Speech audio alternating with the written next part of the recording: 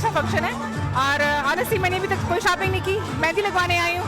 पाकिस्तान में बहुत जाती हूँ शॉपिंग के लिए, इसलिए मैं मेहंदी लगवाने आई हूँ और बस हल्ला गुल्ला देखने आई हूँ। हम आज बच्चों को इधर लेके आए हैं कि वो देखें कि पाकिस्तानी कल्चर कैसा है। मेहंदी बच्चे लगवाएंगे, बच्चे कपड़े खरीदेंगे और ज्वेलरी वगैरह खरीदेंगे, एंजॉय करेंगे। ये ईद का मज़ा तबाला करने का एक टाइम आता है, चांद रात मेला, हमें बहुत अच्छा लग रहा है।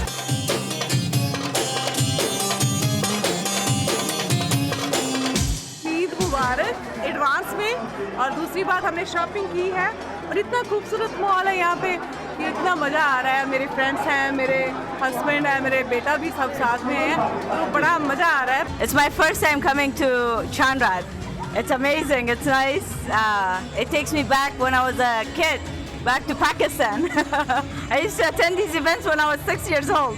I haven't done it. This year is my first time. I like it.